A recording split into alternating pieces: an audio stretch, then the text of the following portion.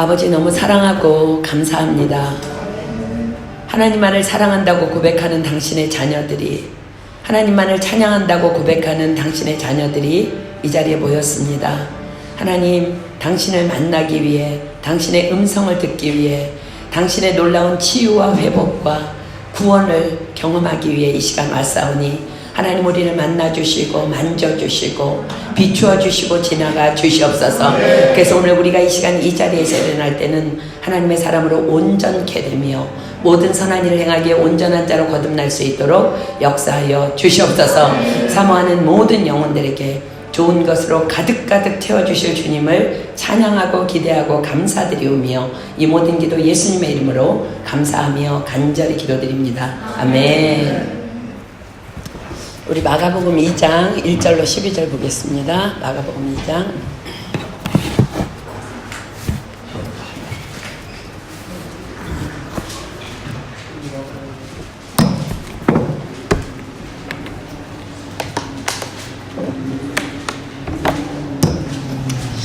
신약성경 마가복음 2장 1절로 12절 우리 다 찾으셨으면 함께 교독하도록 할게요. 마가복음 2장 1절로 12절입니다. 제가 한 절 읽고 여러분들 한 절 읽고 교독합니다. 수일 후에 예수께서 다시 가버나움에 들어가시니 집에 계신 소문이 들린지라.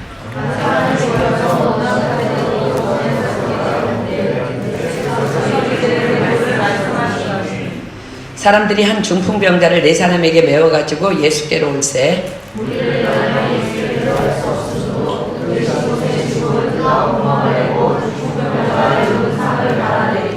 예수께서 저희의 믿음을 보시고 중풍병자에게 이르시되 소자야 내 죄사함을 받았느니라 하시니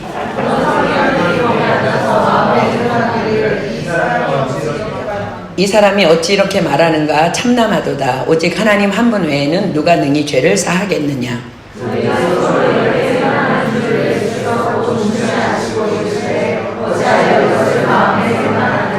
중풍병자에게 내 죄 사함을 받았느니라 하는 말과 일어나 내 상을 가지고 걸어가라 하는 말이 어느 것이 쉽겠느냐. 그러나 인자가 땅에서 죄를 사하는 권세가 있는 줄 너희가 알게 하라 하시고 중풍병자에게 말씀하시되 내가 내게 이르노니 일어나 내 상을 가지고 집으로 가라 하시니 그가 일어나 곧 상을 가지고 모든 사람 앞에서 나가거늘 저희가 다 놀라 영광을 하나님께 돌리며 가로되 우리가 이런 일을 도무지 보지 못하였다 하더라. 아멘.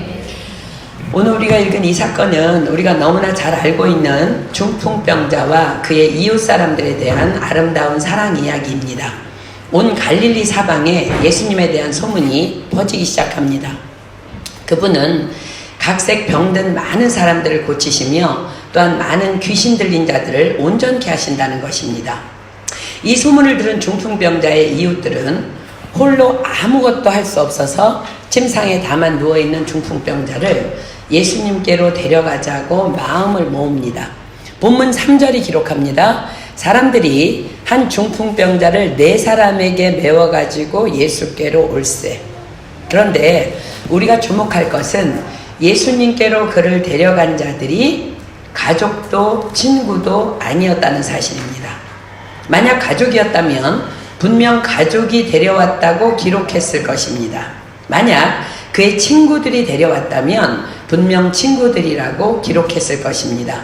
그러나 동일한 사건을 기록한 마태, 마가, 누가복음 모두 다 동일하게 다만 사람들이라고만 기록합니다. 자, 마태복음 9장 1절로 2절 한번 가볼까요?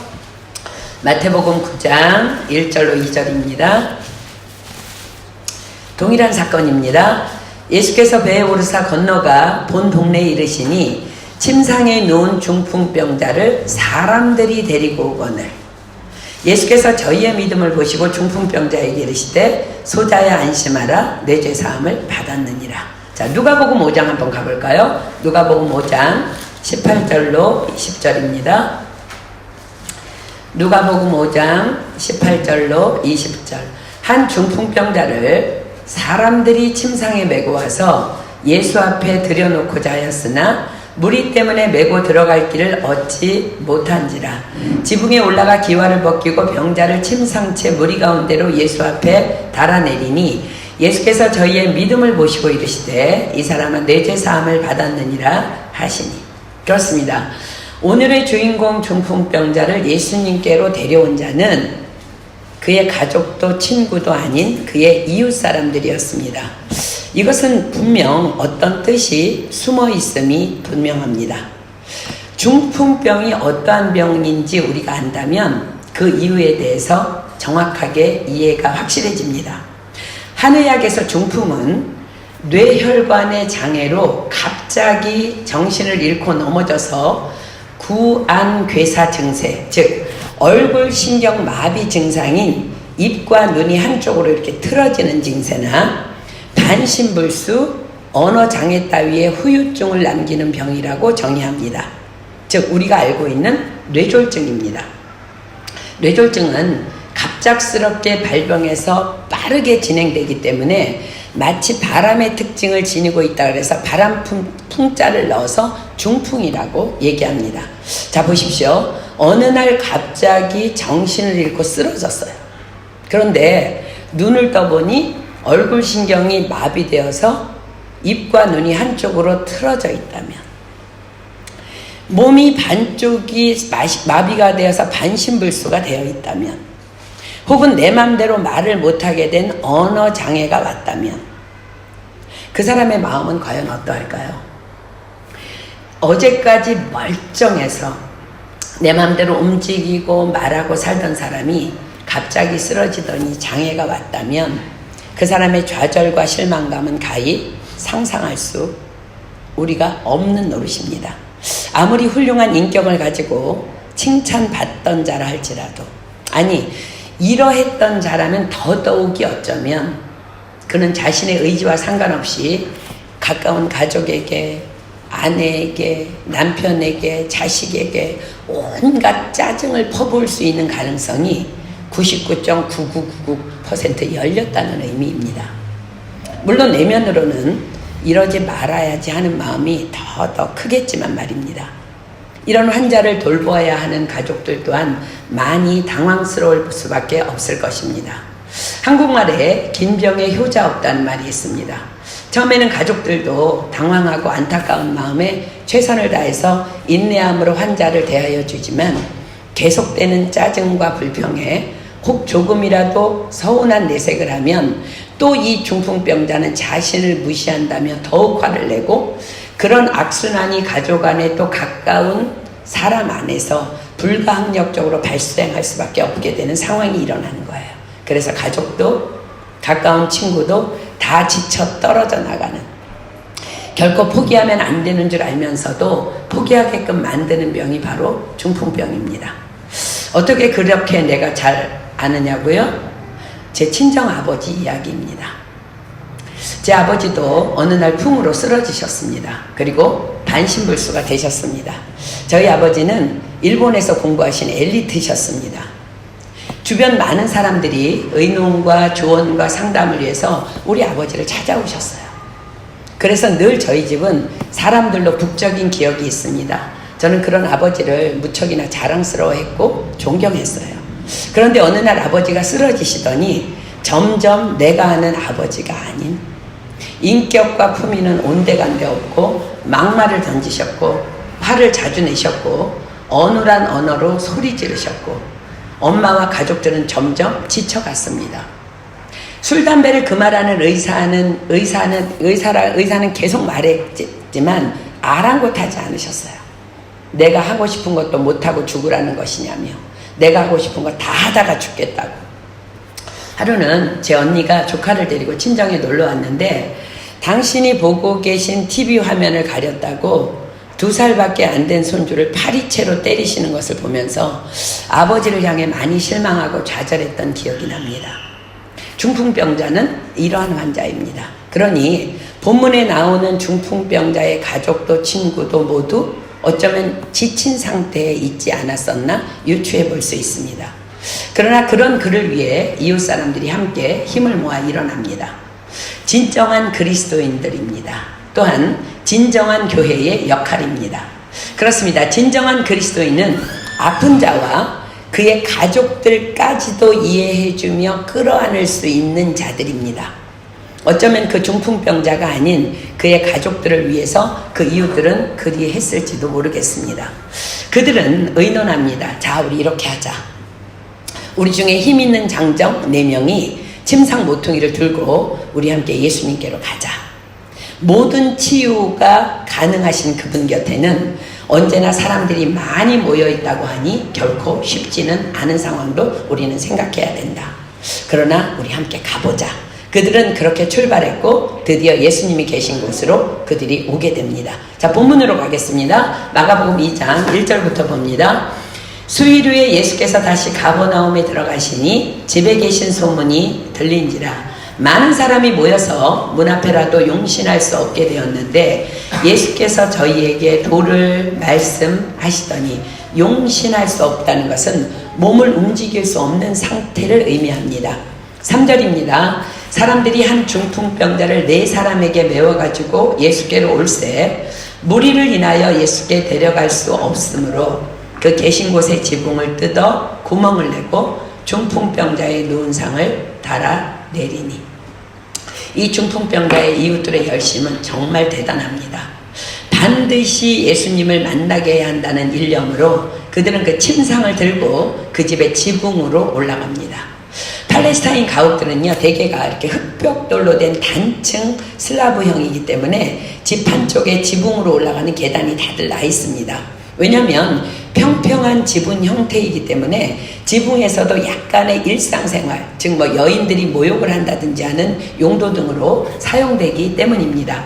그 당시 지붕이라는 것은요, 들보 위에 이렇게 나무가지들을 얹고 그 나무가지들 위에 이렇게 흙을 덮은 후에 단단히 다져 만든 흙기와를 덮은 구조이기 때문에 집을 지어본 어른 남자라면 얼마든지 쉽게 이렇게 기와를 뜯어낼 수 있었던 것입니다. 여하튼 그들이 결례를 무릅쓰고 이런 행동을 감행한 것은 먼저 중풍병자나 그의 가족들에 대한 사랑도 엄청 컸지만 분명한 것은 예수님께서 이 병자를 분명히 낫게 하실 것이라는 그들의 확신이었습니다. 예수님께서는 그때 말씀을 전하고 계셨습니다. 그런데 갑자기 지붕에서 흙더미가 두두두둑 떨어지더니 우리 상상해보세요. 여기서 갑자기 지붕이 막 뜯어진다고 생각해보세요. 중풍병자가 누워있는 침상이 이렇게 내려옵니다. 그곳에 모인 모든 사람들이 얼마나 황당해했을까요?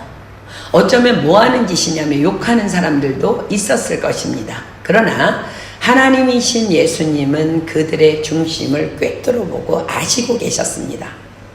그래서 우리는 함부로 다른 사람의 행동에 대해 말하거나 판단할 수 없습니다.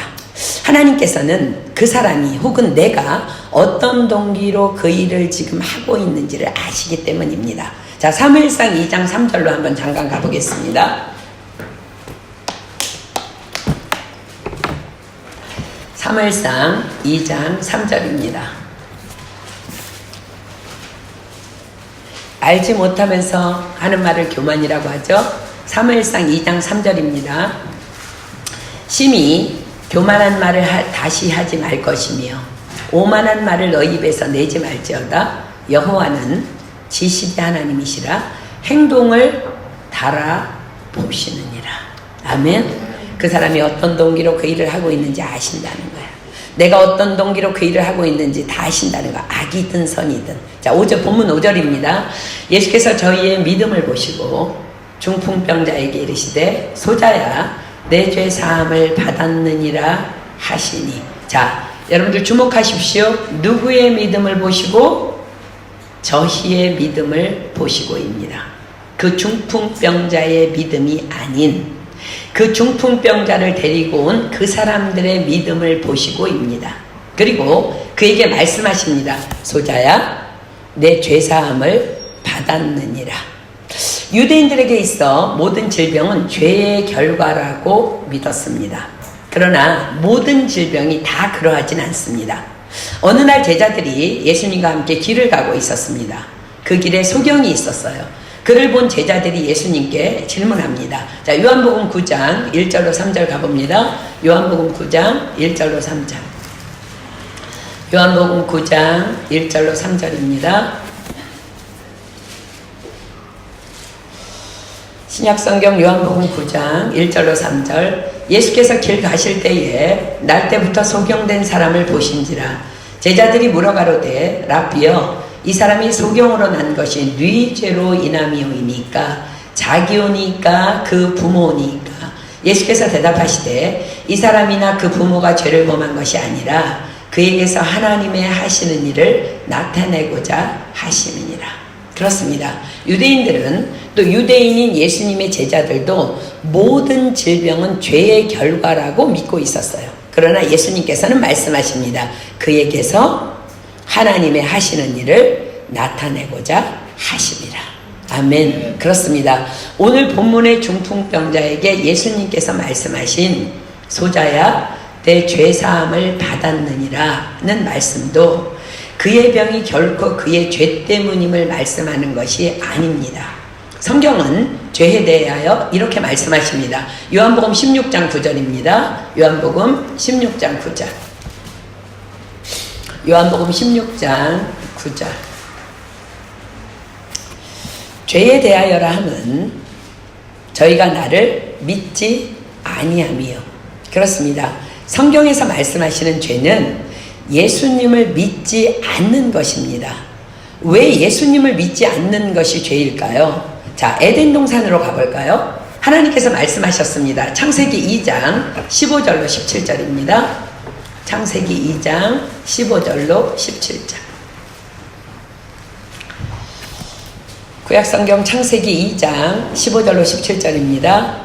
여호와 하나님이 그 사람을 이끌어 에덴 동산에 두사 그것을 다스리며 지키게 하시고 여호와 하나님이 그 사람에게 명하여 가라사대 동산 각종 나무의 실과는 내가 임의로 먹되 선악을 알게 하는 나무의 실과는 먹지 말라. 내가 먹는 날에는 정령 죽으리라 하시니라. 자, 왜 선악과를 먹지 말라 명하셨을까요? 선과 악의 절대 주권은 오직 하나님의 것이기 때문입니다. 우리를 지으신 창조주 하나님께서 선하다 하시면 선한 것입니다. 그분이 악하다 하시면 그것은 악한 것이라는 말씀입니다. 이것에서 벗어난 것을 성경은 죄라 하십니다. 성경은 기록합니다. 디모데전서 4장 4절로 5절입니다. 디모데전서 4장 4절로 5절. 디모데전서 4장 4절로 5절입니다. 자, 여러분들 눈으로 주목하십시오. 하나님의 지으신 모든 것이 선하매 감사함으로 받으면 버릴 것이 없나니 하나님의 말씀과 기도로 거룩하여 짐이니라. 뭐라고 말씀하세요? 하나님의 지으신 모든 것이 선하대요. 그렇습니다. 내 생각에 어떠하든 하나님께 생하시는 모든 것은 다 선하다 하십니다. 그러니 감사함으로 받으라 하십니다. 여러분 정말 그러합니다. 주일날 목사님이 간증하셨듯이 목사님의 임시 체류증 기간이 일주일밖에 남지 않았었고 그 안에 박사과정 합격 서류를 준비해야 정식 체류증 발급이 가능한 상태였습니다. 그런데 TD가 끝나는 날 신청했던 학교로부터 거절 메일을 받았습니다. 이젠 도무지 앞이 캄캄한 상태가 된 거예요. 그런데 하나님은 뭐라고 말씀하세요? 하나님의 지으신 모든 것이 선하매 감사함으로 받으면 버릴 것이 없나니. 그날 또 선포된 말씀이 뭐예요? 우리가 알거니와 하나님을 사랑하는 자 곧 그 뜻대로 부르심을 입은 자들에게는 모든 것이 합력하여 선을 이루느니라. 아멘. 성경은 또 말씀하십니다. 하나님이 모든 것을 지으시되 때를 따라 아름답게 하셨고 또 사람에게 영원을 사모하는 마음을 주셨느니라. 그러나 하나님의 하시는 일의 시종을 사람으로 측량할 수 없게 하셨도다. 도무지 믿어지지 않아도 우리에겐 선택의 여지가 결코 없습니다. 그저 말씀대로 그분의 선하심을 인정하는 것밖에 우리에겐 선택권이 없다는 거예요. 그래서 목사님도 믿음이 너무 좋아서가 아니라 그것이 믿어져서가 진짜 100% 믿어져서가 아니라 하나님이 말씀을 그렇게 하셨기 때문에 다만 믿음으로 그렇게 말씀을 선포한 것입니다. 그런데 과연 그것은 하나님의 선이셨습니다. 여러분 놀라운 게 뭔지 아세요? 만약 학교 측으로부터 박사과정 합격 통보를 받았다면 우리는 굉장히 잠깐은 기뻤겠지만 학교 등록을 위해서 약 3,000유로 가까운 돈을 마련해야만 했습니다. 그런데 당장 그만한 돈은 우리에게는 없었습니다. 그래서 하나님께서는 박사과정 거절 통보를 받게 하셨고, 목사님은 다만 시간을 벌기 위해 임시체류증 연장을 사정해보고자 그냥 경시청에 간 거였어요. 그런데 TD 시작하는 그 첫날 하나님께서는 이미 체류증을 나오게 하시고 돈이 당장 없어도 되는 불합격 통보를 받게 하신 것입니다. 그렇습니다. 불합격 통보는요, 도무지 우리 보기에는 선은 아니었지만 그러나 그것은 선이었습니다. 하나님이 지으신 모든 것이 선함에 감사함으로 받으면 버릴 것이 없나니. 그렇습니다. 하나님께서 선하시다면 그냥 선한 것입니다. 그런데 아담이 선악을 알게 하는 나무의 실과는 먹지 말라, 내가 먹는 날에는 정령 죽으리라 하신 하나님의 선한 말씀을 버리고 선악과를 먹음으로 죄를 짓게 됩니다. 그리고 그때부터 아담은 그 안에 들어온 죄의 종이 되어 살아갑니다. 인류에게 죄가 들어온 것입니다. 우리는 배운 대로 행하지 않고 본 대로 행합니다. 여러분들이 배운 대로 행했으면 다 우리 승천했어야 돼. 너무 홀리해서. 본 대로 행한다는 거예요. 아빠가 늘 습관적으로 신호등에 빨간불에 지나갑니다. 그리고 아들에게는 초록불에 지나가야 한다고 가르칩니다. 그러면 아들은 아빠는 되고 왜 나는 안 되냐며 그냥 자기도 빨간불에 지나갑니다. 이것이 온 인류에게 끼친 아담의 죄의 전수예요. 선과 악의 절대 주권자이신 하나님을 버리자 인생들은 죄를 짓기에 점점 더 대담해지기 시작했습니다. 다만 내가 좋은 것이 선이 된 것입니다. 우리도 지금 그렇게 착각하고 살아요. 내가 좋은 것이 선이야. 인간은 그렇게 점점 더 악해지기 시작했습니다. 그러한 죄 가운데서 출생한 자들이 바로 저와 여러분입니다. 그래서 우리는 다 죄인인 것입니다. 혹이나 우리 가운데 저는 아닙니다라고요? 그렇지 않습니다. 성경은 기록합니다. 요한일서 1장 8절입니다. 요한일서 1장 8절. 요한일서 1장 8절입니다. 만일 우리가 죄 없다 하면 스스로 속이고 또 진리가 우리 속에 있지 아니할 것이요. 자, 로마서 3장 23절로 24절 보겠습니다. 로마서 3장 23절로 24절. 저와 여러분이 피할 수 없는 말씀입니다. 모든 사람이 죄를 범하였음에 하나님의 영광에 이르지 못하더니 그리스도 예수 안에 있는 구속으로 말미암아 하나님의 은혜로 값없이 의롭다 하심을 얻은 자 되었느니라. 아멘. 그렇습니다. 우리는 다만 그리스도 안에 있는 구속으로 말미암아 하나님의 은혜로 값없이 의롭다 하심을 얻은 자 된 것입니다. 그렇습니다. 오늘 본문에 예수님께서 중풍병자에게 소자야 내 죄사함을 받았느니라 라고 말씀하신 것은 그가 예수님 안에 믿음으로 들어왔음을, 그래서 그의 죄가 사해졌음을 의미하시는 말씀인 거예요. 무슨 말이냐고요? 성경이 기록합니다. 고린도후서 5장 17절입니다. 고린도후서 5장 17절. 고린도후서 5장 17절입니다. 고린도후서 5장 17절. 그런즉 누구든지 그리스도 안에 있으면 새로운 피조물이라. 이전 것은 지나갔으니 보라 새 것이 되었도다. 자, 누구든지 그분을 믿으면, 그리스도 안에 있으면 새로운 피조물이래요. 그리스도 안에 있으면 그리스도를 믿고 나오기만 하면입니다. 그분의 말씀 안에 들어오기만 하면입니다. 그렇습니다.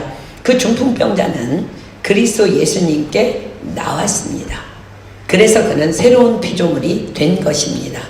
새로운 피조물이 되었다는 것은 죄사함의 용서를 의미합니다. 창조시에 하나님의 형상대로 지으신 그대로의 회복을 의미합니다. 즉 영혼육의 완전한 상태를 의미합니다. 그러나 그 자리에 있던 유대인들이 그 말로 인해 분노합니다. 자, 본문 6절입니다.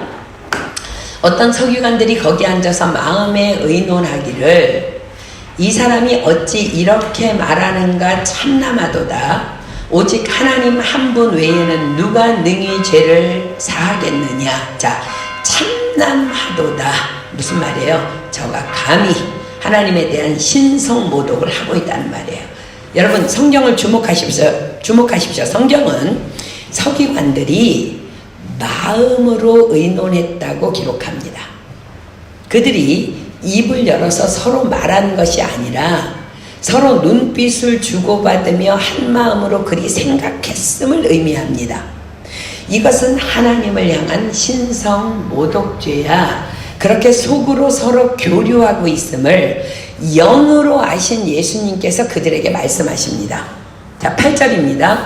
저희가 속으로 이렇게 의논하는 줄을 예수께서 곧 중심에 아시고 영으로 알았다는 거예요. 이르시되 어찌하여 이것을 마음에 의논하느냐.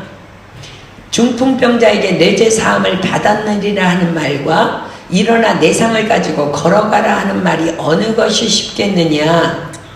여러분들 기억하십시오.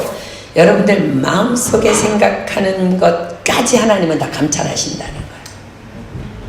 그러나 사단은 우리의 마음을 감찰할 수는 없어요. 사단은 우리에게 어떤 걸로 공격하는 줄 아세요? 내가 말하는 것, 내가 행동하는 것, 그것으로 공격해요. 사단은 피조물이에요. 제한된 존재예요. 그러나 하나님은 내 마음속 전부를 다 알고 계신다는 거예요. 이거 조심하십시오. 우리가 내면도 거룩해야 될 줄 믿습니다. 아멘. 자, 다시 8, 9절 읽어볼게요. 저희가 속으로 이렇게 의논하는 줄을 주께서 곧 중심에 아시고 이르시되 어찌하여 이것을 마음에 의논하느냐. 중풍병자에게 내 죄 사함을 받았느니라 하는 말과 일어나 내 상을 가지고 걸어가라 하는 말이 어느 것이 쉽겠느냐. 그렇습니다. 만약 예수님께서 그 중풍병자에게 일어나 내 상을 가지고 걸어가라 라고 단도직입적으로 말씀하셨다면 그는 곧바로 일어났을 것이며 예수님의 신적 능력은 그 자리에서 바로 드러날 수 있었을 것입니다. 그리고 그들은 어쩌면 예수님께 찬사를 보내며 엎드렸을 것입니다. 그러나 예수님께서는 그리하지 않으셨습니다. 소자야 내 죄사함을 받았느니라 라고 하심으로 당장 눈앞에 보이는 어떤 신성의 능력이 아닌, 당장은 보이지 않지만 그들에게 당연히 오해의 소지가 있음에도 불구하고 자신이 바로 죄사함의 능력을 가지신 하나님이심을 알게 하시려 한 것입니다. 그렇습니다. 예수님께서는 일어나 내 상을 가지고 걸어가라 라는 쉬운 길을 선택하지 않으셨습니다. 다만 어려운 길이라도 진리를 선택하셨던 것입니다. 그렇습니다. 병고침이 우선이 아니라 죄사함이 우선인 것입니다. 이 일로 예수님은 신성모독죄를 지은 죄인으로 지목되기 시작하고 결국 십자가에 못 박히시게 됩니다. 자, 본문 10절입니다. 그러나 인자가 땅에서 죄를 사하는 권세가 있는 줄을 너희로 알게 하려 하노라 하시고 중풍병자에게 말씀하시되 내가 내게 이르노니 일어나 내 상을 가지고 집으로 가라 하시니 그가 일어나 곧 상을 가지고 모든 사람 앞에서 나가거늘 저희가 다 놀라 영광을 하나님께 돌리며 가로되 우리가 이런 일을 도무지 보지 못하였다 하더라. 사랑하는 여러분, 이 중풍병자는 어떻게 나음을 받았습니까? 자, 여러분, 우리가 이 자리에 멀쩡한 몸으로 앉아있지만 우리도 사실은 영적 문둥병자예요. 이 자리에 누가 데리고 왔어요? 성령께서 우리를 데리고 오신 줄 믿습니다. 이 중풍병자는 어떻게 나음을 받았어요? 다만 예수님께 나왔기 때문입니다. 예수님을 만났기 때문입니다. 그런데 그보다 더 놀랍고 중요한 것은 그의 의지도 아닌 이웃 사람들의 의지로 인해 그는 구원과 치유와 회복을 맛보았다는 것이에요. 그래서 우리는 교회 안에 있지만 은혜 밖에 있는 자들을 위해 또 믿지 않는 가족들과 친구들을 위해 그토록 그들이 예배의 자리에 나올 수 있기를 중보하고 있는 것입니다. 저는 지난 토요 기도 모임 시간에 하나님의 분명한 음성을 들었습니다. 저는 그날도 맨 뒷자리에 앉아서 토요 기도 모임에 나와서 하나님을 예배하는 여러분들을 위해 축복하며 기도하고 있었고, 또 보이지 않는 지체들의 빈자리를 보며 안타까운 마음으로 영으로 기도하고 있었습니다. 그때 하나님께서 중풍병자를 침상채 메고 예수께 나온 사람들의 믿음을 기억하고 교회에 선포하라 하셨습니다. 그래서 오늘 이 본문을 여러분들에게 지금 선포하고 있는 거예요. 그렇습니다. 사랑하는 여러분, 여러분은요, 우리가 왜 창조되었으며 무엇을 위해 어떻게 살아야 하는지를 여러분들 매 순간 기억해야 합니다. 여러분 왜 창조되었습니까? 이사야서는 이렇게 기록합니다. 이사야 43장 21절입니다.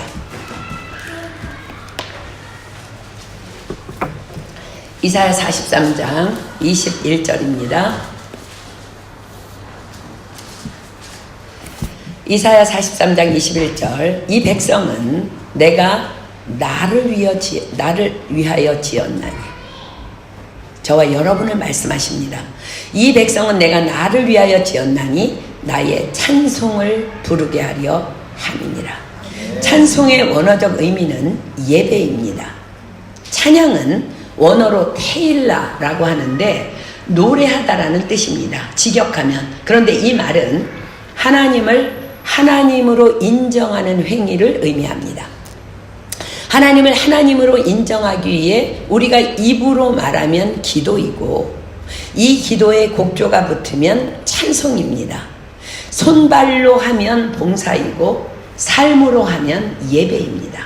그렇습니다. 예배란 하나님을 하나님으로 인정하는 우리의 삶의 행위입니다. 성경은 기록합니다.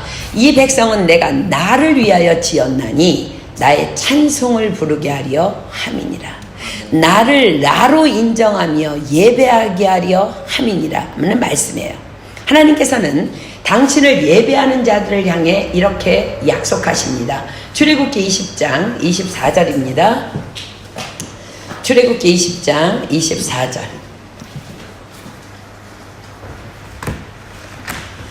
출애굽기 20장 24절입니다. 구약성경 출애굽기 20장 24절. 내게 토단을 쌓고 그 위에 너의 양과 소로 너의 번제와 화목제를 드리라. 내가 무릇 내 이름을 기념하게 하는 곳에서 내게 강림하여 복을 주리라. 자, 내 이름을 기념하게 하는 곳 어디예요? 예배 자리입니다. 기도의 자리입니다. 그곳에서 하나님께서 어떻게 하신다고요? 내게 강림하여 복을 주리라. 사랑하는 여러분, 하나님을 하나님으로 인정하는 예배의 자리에 있기만 하면 여러분에게 창조주 하나님께서 복을 주시겠답니다. 말씀이 육신이 되어 이 땅에 오신 예수님께서는 또 우리에게 이렇게 약속하십니다. 마태복음 18장 20절입니다. 마태복음 18장 20절. 마태복음 18장 20절.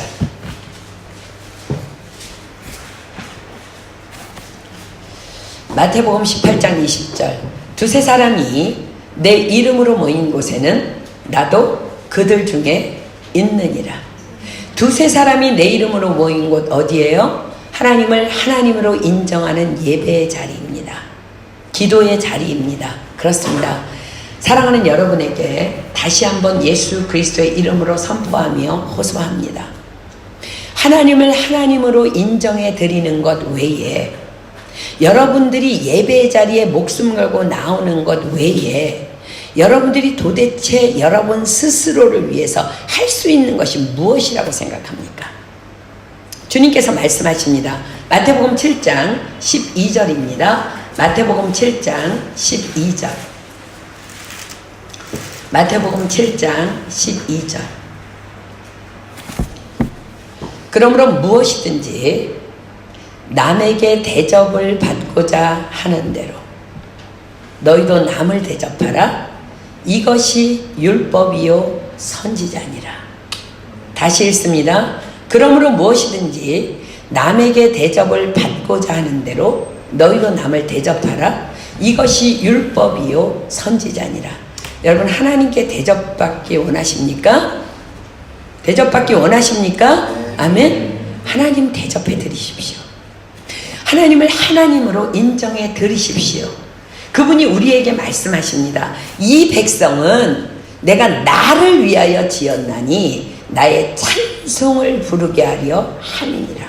그렇습니다. 우리는 다만 하나님께서 나를 창조하신 목적대로만 살면 되는 것입니다. 오늘 본문의 주인공 중풍병자를 하나님께서는 분명히 기억하라고 명하셨습니다.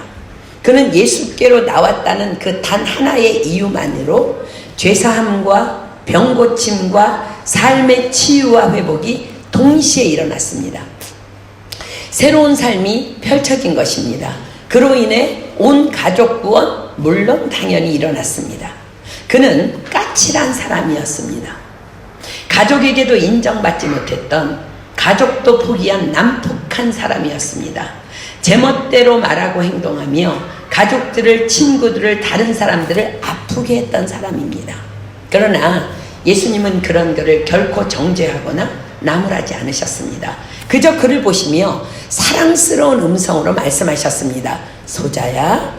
소자라는 거는요, 작은 아이야 라는 이스라엘의 애칭입니다. 소자야, 내 죄사함을 받았느니라.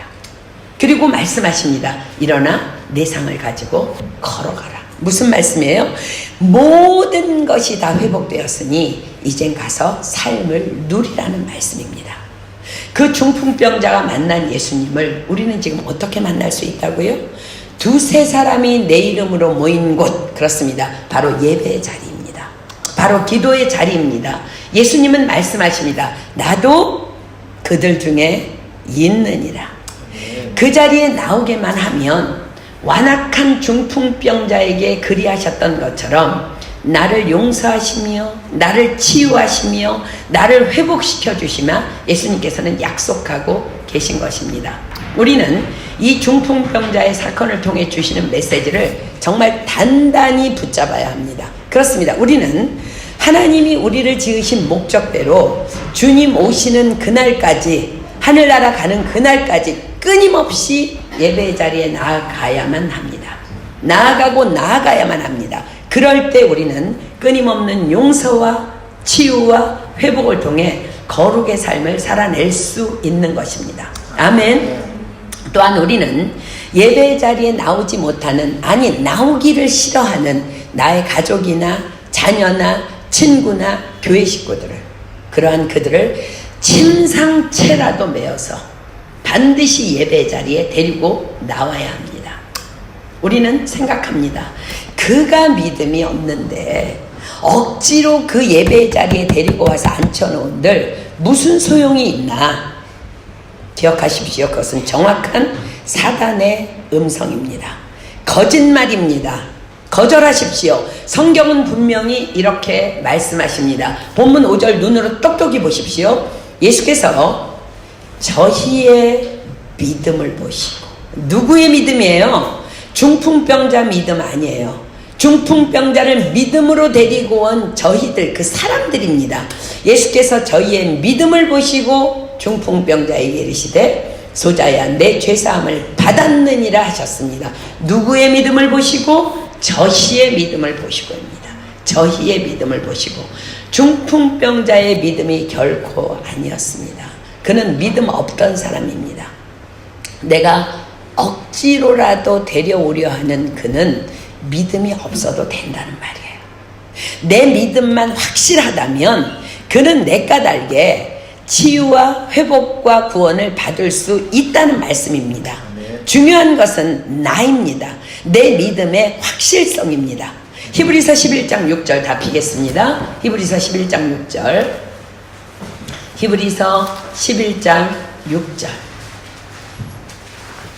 히브리서 11장 6절. 어떤 사람들은요, 믿음 없는 친구를 데리고 와서 친구가 은혜 받나 안 받나 보다가 자기가 은혜를 못 받아. 여러분 그냥 예배 드리십시오. 하나님이 알아서 하실 거예요. 아멘. 히브리서 11장 6절입니다. 믿음이 없이는, 누구 믿음? 내 믿음이에요. 기쁘시지 못하나니 하나님께 나아가는 자는 반드시 그가 계신 것과 또한 그가 자기를 찾는 자들에게 상 주시는 이심을 믿어야 할지니라. 아멘. 여러분들은 예배 자리에 나올 때 나 스스로를 향해서도 분명한 이 믿음으로 나오고 있습니까? 내가 물은 내 이름을 기념하게 하는 곳에서 내게 강림하여 복을 주리라. 이 말씀을 정말 확실히 믿고 예배 자리에 나왔었고 또 지금도 그러합니까? 두세 사람이 내 이름으로 모인 곳에는 나도 그들 중에 있느니라. 이 말씀을 정말 확실히 믿고 예배 자리에 지금까지 나왔었고 또 지금도 그러합니까? 창조주 하나님께서 내게 복을 주신다 하셨다면 그것 외에 더 무엇이 여러분들에게 필요해요?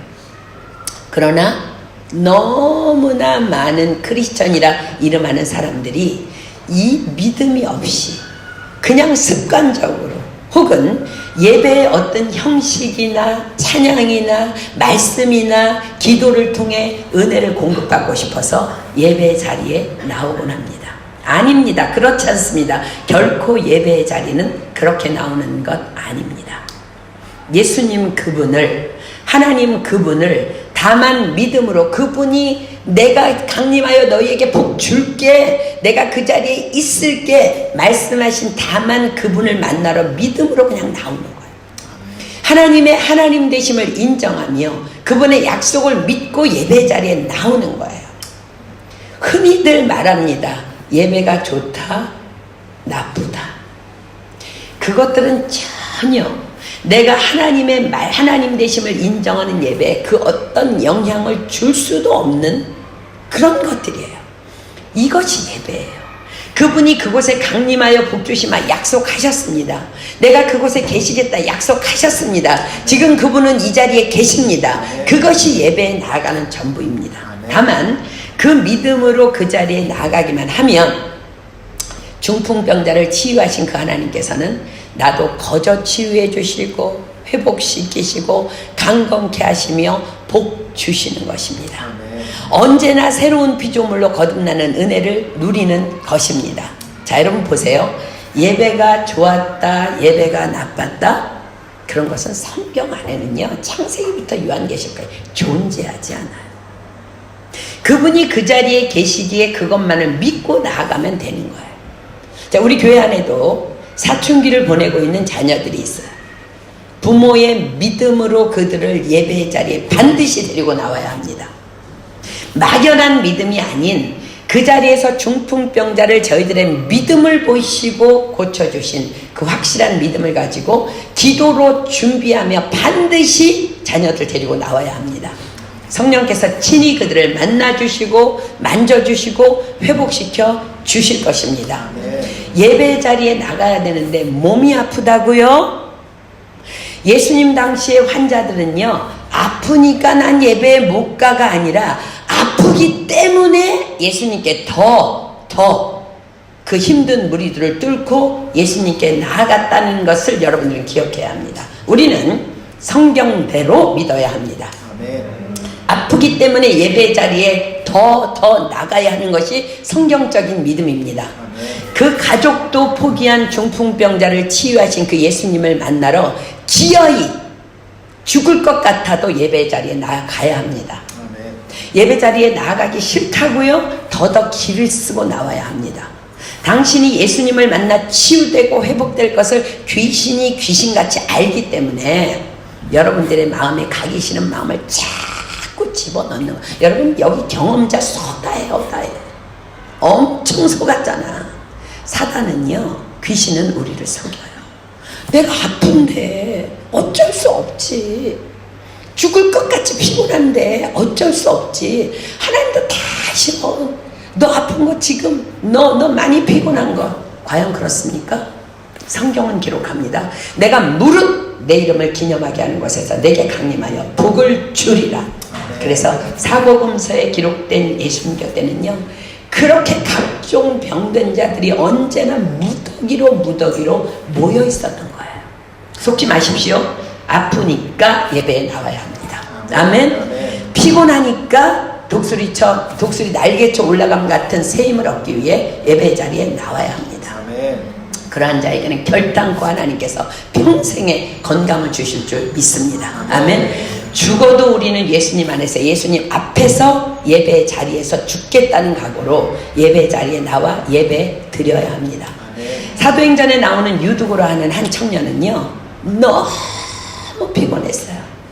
아마 막노동 하던 청년이었던 것 같아요. 그 청년은 피곤한 몸을 이끌고 예배 자리에 나와서 졸다가, 여러분 알죠? 3층 누에서 떨어져서 죽었지만 다시 살아납니다. 그가 그날, 난 너무 피곤해, 나 같은 노동자는 예배에 갈 수 없어라고 집에서 잤더라면 그의 삶에 그런 놀라운 기적은 결코 맛볼 수 없었을 것입니다. 베데스다 목가에 38년 된 병자도 평생을 투덜거려서 평생을 남을 원망하며 쟤 때문에 나는 지금 치료를 못 받아 그러했던 자였지만 그 자리, 그 은혜의 자리를 떠나지 않았기 때문에 결국 예수님을 만나 치유를 받을 수 있었음을 기억하십시오. 저는 여러분들이 예배 자리에 빠질 때마다 뼈마디가 저려움을 느낍니다. 하나님의 축복을 그토록 소홀히 여김이 너무 속상하고 너무 안타깝기 때문입니다. 사랑하는 여러분, 정말 여러분들이 하나님을, 예수님을 믿는 자들이라면 하나님이 하나님 되심을 인정해드리는 목숨 건 예배자가 되어야 합니다. 여러분 질문합니다. 토요일에 무엇 때문에 뭐 하느라고 여러분들 예배 자리에 못 나와요? 왜 늦게 나와요? 주일 예배는 뭐 때문에 그렇게 뒤늦게 나와요? 설교 시작할 때 왜 늦게 와요? 여러분들의 피곤과 여러분들의 잠과 혹은 밤을 새워가며 즐기고 있는 오락 때문에, 끊지 못하는 인터넷 중독과 혹은 게으름으로 감히 하나님의 하나님 되심을, 하나님의 그 축복을 여러분들 바꾸려는 것입니까? 그리고 급할 때는 도움을 요청하며 막 하나님께 부르짖어 도와달라고, 제발 도와달라고 그렇게 뻔뻔스럽게 기도합니까? 예수님께서는 이미 말씀하셨어요. 그러므로 무엇이든지 남에게 대접을 받고자 하는 대로 너희도 남을 대접하라. 이것이 율법이요 선지자니라. 아멘. 예배가 있는 전날은, 특별히 금요일날 밤은 일찍 주무십시오. 아무것도 하지 말고. 여러분, 왜냐하면 그 자리는 창조주 하나님께서 여러분들에게 복 주시는 자리이기 때문에 그래요. 여러분들 선교사님은 왜 맨날 뒷자리에 앉아있는 줄 아세요? 여러분들 중보하는 거예요. 하나님, 쟤네들 예배 자리에 나왔는데 축복 주세요. 복 주신다 그랬잖아요. 저 아이들이 혹이나 믿음 없이도 와서 앉아있다 할지라도 중풍병자를 메운 그 사람들의 마음으로 제가 중보하오니 저들을 축복하여 주시옵소서. 여러분들이 예배로 회복되어지지 않는 한 어떻게 사회생활하고, 어떻게 학교생활하고, 어떻게 다른 사람 사랑하고, 어떻게 다른 사람 베풀고, 어떻게 다른 사람 섬겨요? 예배에서 회복되어져야만 여러분들 세상을 변화시킬 수 있는 거예요. 여러분들은 과연 누구에게 대접받기 원해요? 누구에게? 하나님만 대접해 드리십시오. 하나님이 하나님 되심을 인정해 드리십시오. 하나님만이 선이시며 오직 길이요 진리요 생명입니다. 내가 물은 내 이름을 기념하는 곳에서 내게 강림하여 복을 주리라. 그런데 여러분은 예배의 자리 외에 어디서 복받기를 원해요? 어디서? 도대체 어디서? 저는 우리 교회 목자님들께 부탁합니다. 토요일날 제발 다 깨우세요. 여러분들이 중풍병자를 데리고 온 사람의 심정으로 정말 그 자리에 가면 정말 하나님이 임재하셔서 우리를 회복시키시고 치유시키신다는 것을 목자님들 9명의 목자님들 믿는다면 깨우십시오. 그리고 화요일날도 전부 카톡하십시오. 예배 자리에 나오라고. 주일날도 제발 일찍 오라고 카톡하십시오. 여러분들 중풍병자에 데리고 온 사람의 믿음을 보시고 하나님이 중풍병자를 치유하셨다고 말씀하셨어요. 두세 사람이 내 이름으로 모인 곳에 나도 그들 중에 있느니라. 그런데 여러분들 어디서 예수님을 만나기를 원해요? 저는 예배에 올인하지 않는 사람이 형통한 것을 단 한 번도 본 적이 없습니다. 정신 똑바로 차리고 들으십시오. 저는 예배에 올인하는 사람이 형통하지 않은 것을 또 한 번도 본 적이 없습니다. 왜냐하면 그것은 하나님의 약속이기 때문입니다. 그렇습니다. 예배는 하나님께서 우리를 창조하신 목적이며 이유이며 우리의 사명입니다. 지금 여러분에게 제가 말하고 있지 않음을 기억하십시오. 지난 토요일 기도 모임 때 하나님께서 분명히 이 중풍병자의 를 데리고 온 그 사람들의 믿음을 선포하라고 강권적으로 저에게 말씀하셨습니다. 하나님께서 여러분 한 사람 한 사람에게 1대1로 말씀하고 계심을 분명히 기억해야 합니다. 저는 다만 하나님께서 선포하라 하신 메시지를 전하고 있을 뿐입니다. 예배에 목숨 거십시오.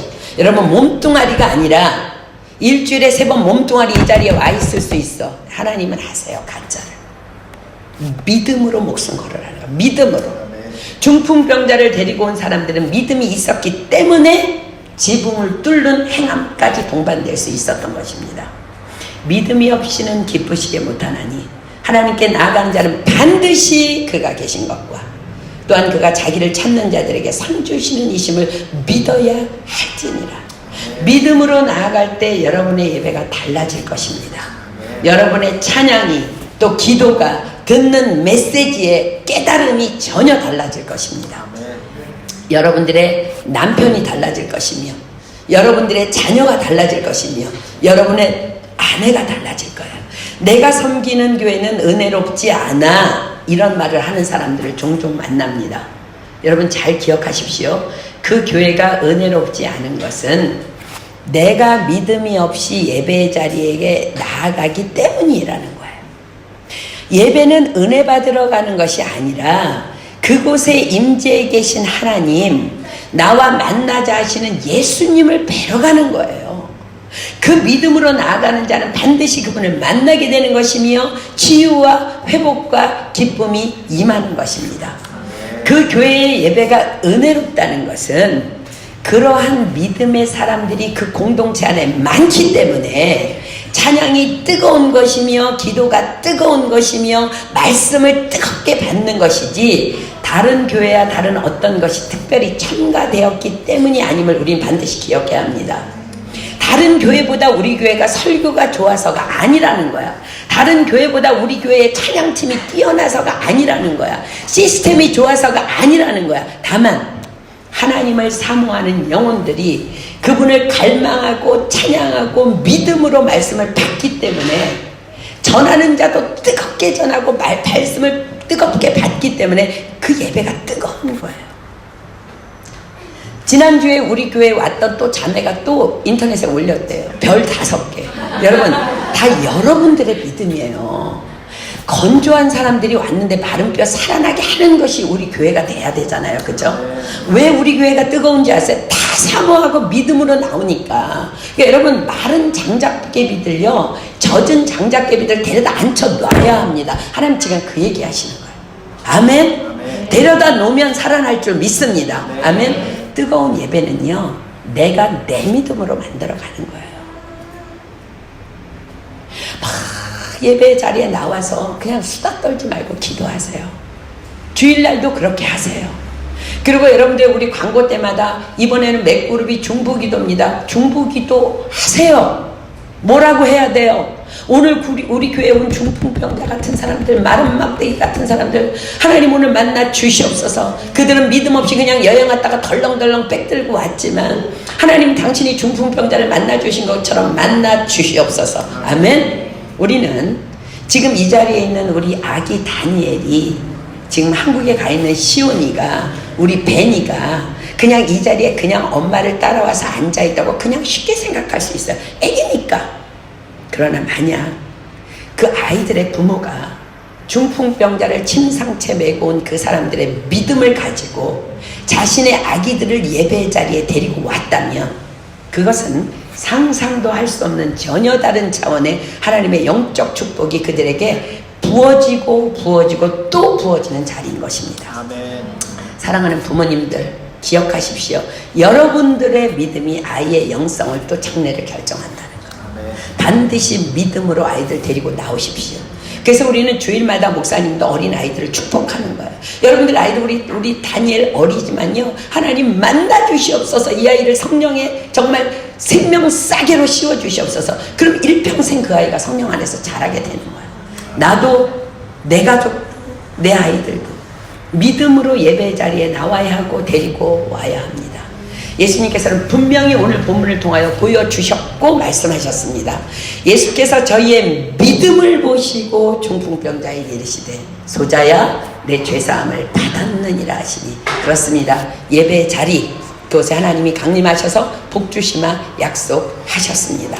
예배 자리 그곳에 예수님께서 계시겠다고 약속하셨습니다. 우리는 다만 그분 안에만 있으면 되는 거예요. 아멘. 그분만 예배하면 되는 것입니다. 아멘. 자, 요한복음 15장 14절로 6절입니다. 요한복음 15장 4절로 6절 주께서 말씀하십니다. 요한복음 15장 4절로 6절. 예수님은 말씀이 육신이 되어 이 땅에 오신 분이에요. 우리가 그분 안에 거한다는 것은 말씀 안에 거하는 것입니다. 예배 자리에 그분이 말씀하신 그 예배 자리에 계시겠다고 하신 그분의 안에 나오는 것입니다. 주님이 말씀하십니다. 내 안에 거하라.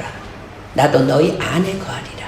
가지가 포도나무에 붙어있지 아니하면 절로 과실을 맺을 수 없음같이 너희도 내 안에 있지 아니하면 그러하리라. 나는 포도나무요 너희는 가지니 저가 내 안에 내가 저 안에 있으면 이 사람은 과실을 많이 맺나니 나를 떠나서는 너희가 아무것도 할 수 없음이라. 사람이 내 안에 거하지 아니하면 가지처럼 밖에 버리워 말라지나니 사람들이 이것을 모아다가 불에 던져 사르느니라. 심각한 말씀입니다. 이사야 선지자는요 너무나 어리석어 예배를 소홀히 하는 영혼들을 향해서 하나님의 탄식하심을 선포합니다. 자, 이사야 43장 21절로 24절 보겠습니다. 이사야 43장 21절로 24절. 이사야 43장 21절로 24절입니다. 이 백성은 내가 나를 위하여 지었나니 나의 찬송을 부르게 하려 함이니라. 그러나 야곱아 너는 나를 부르지 아니하였고 이스라엘아 너는 나를 괴로워하였으며 내 번제의 양을 내게로 가져오지 아니하였고 내 제물로 나를 공경하지 아니하였느니라. 나는 예물로 인하여 너를 수고롭게 아니하였고 유황으로 인하여 너를 괴롭게 아니하였거늘 너는 나를 위하여 돈으로 향품을 사지 아니하며 희생의 기름으로 나를 흡족해 아니하고 내 죄짐으로 나를 수고롭게 하며 내 죄악으로 나를 괴롭게 하였느니라.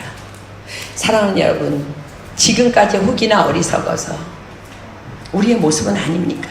예배에 나오는 것을 힘들어. 토요일 아침 기도 모이면 누가 만드는 거야? 막 힘들어. 여러분 괴로워하지 않았습니까? 하나님이 우리를 예배로 초청하시는 목적은 하나입니다. 다만 그분의 축복입니다. 내가 너에게 복 줄게. 그분의 모든 것을 다 주시기 위함입니다. 모든 용서와 모든 치유와 모든 회복 그리고 모든 축복을 다 주시기 위함입니다. 그래서 우리는 매 예배 때마다 새로운 피조물로 거룩한 그릇으로 빚어지고 거듭나게 되는 것입니다. 다만 믿음으로 나아가야 합니다. 오직 믿음으로. 그렇습니다. 믿음은 보지 못하는 것들의 증거입니다. 주께서 약속하십니다. 로마서 8장 32절 피겠습니다. 로마서 8장 32절. 여러분들 예배에 목숨 걸 때 주님께서 하시는 약속입니다. 로마서 8장 32절. 자 보십시오.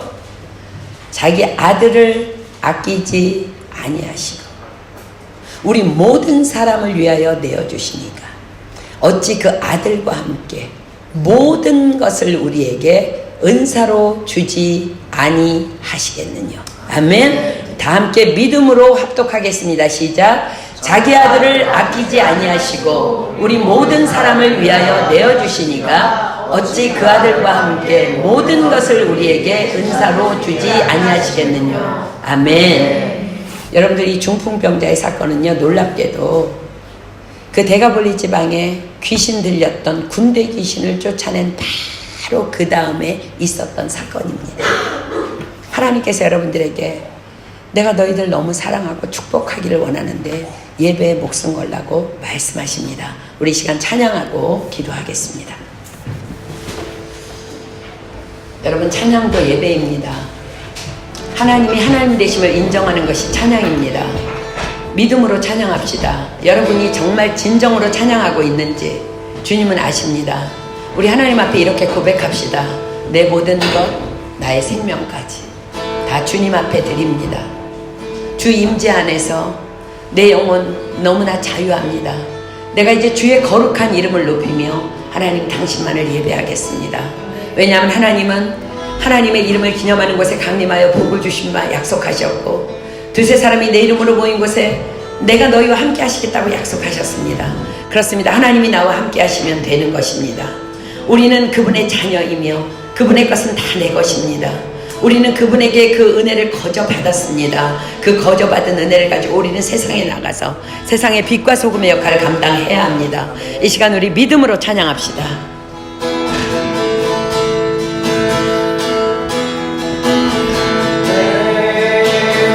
모든 것 나의 생명까지 다 주님 앞에 드립니다.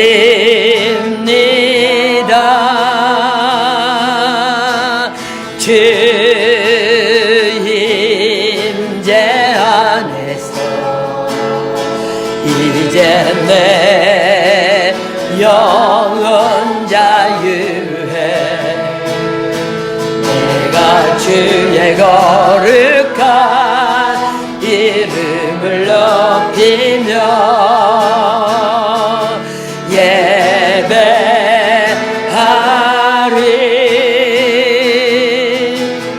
어린 양 찬양하리. 내 평생 그 하나로 충분해요.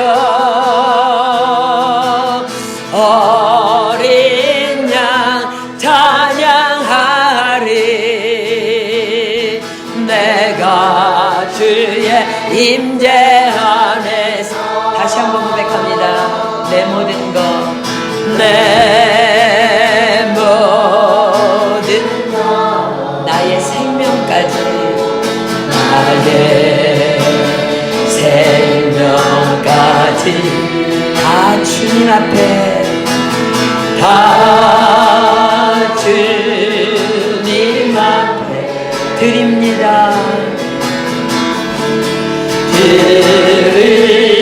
드립니다. 주 임재 안에서 이제 내 영혼 자유해. 내가 주의 거룩한 이름을 높이며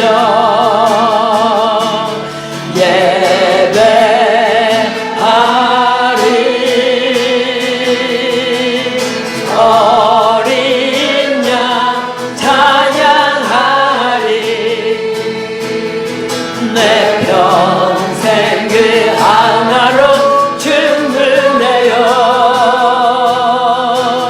어린 양 찬양하리.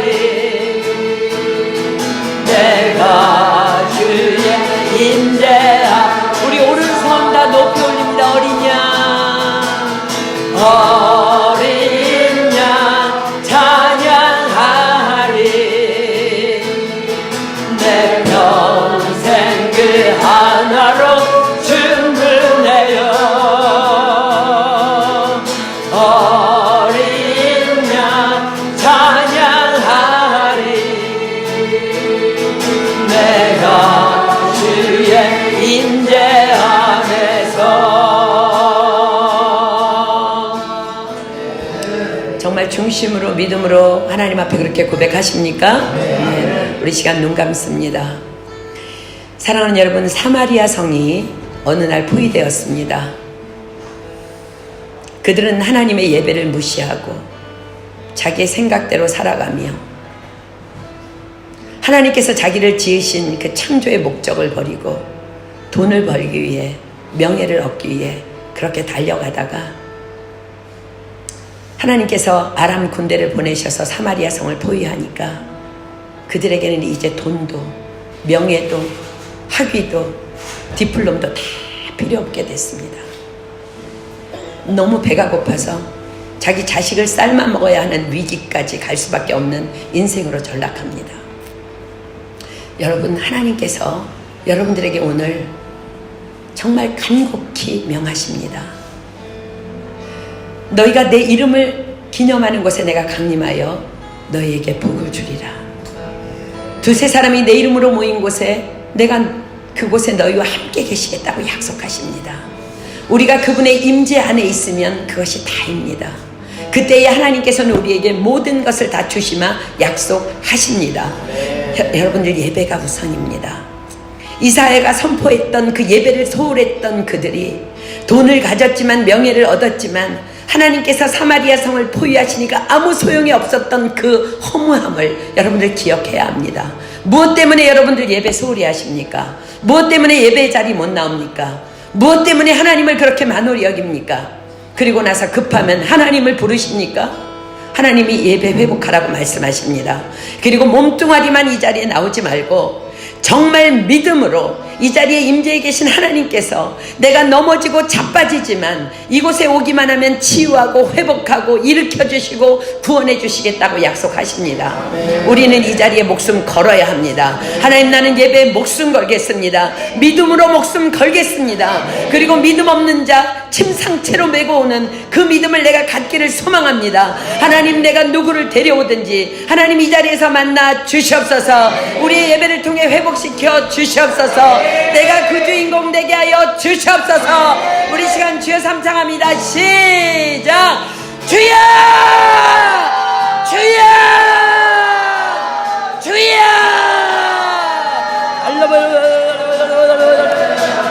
어린 양 찬양하리. 내가 주의 임재 안에서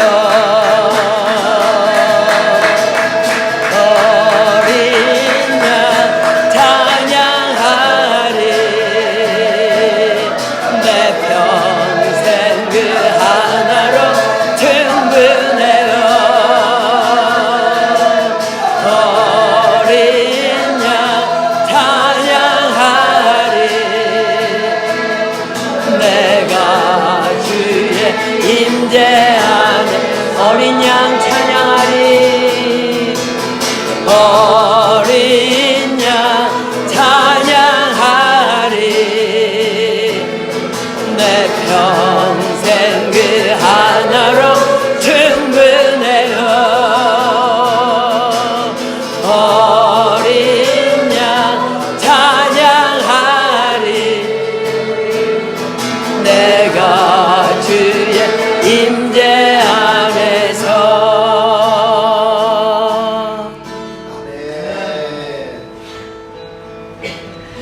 주께서 말씀하십니다.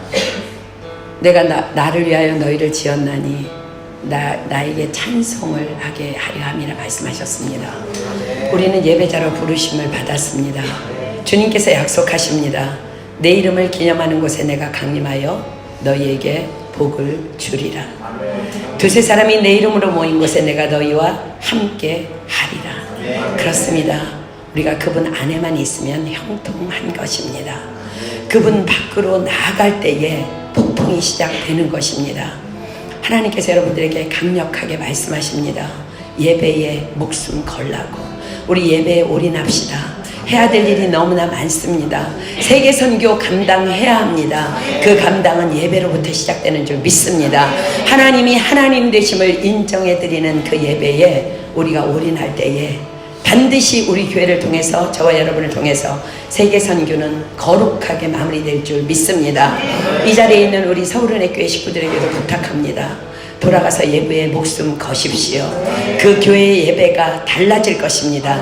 여러분들 때문에 뜨거워질 것이며 여러분들 때문에 구원받는 자의 수가 늘어나게 될 줄 믿습니다. 이 시간 누구든지 한 사람이 하나님께서 오늘 말씀 주심에 감사드리며 감사기도 대표로 했으면 좋겠습니다. 그리고 주님께서 가르쳐 주신 기도로 오늘 모임 패하도록 합니다.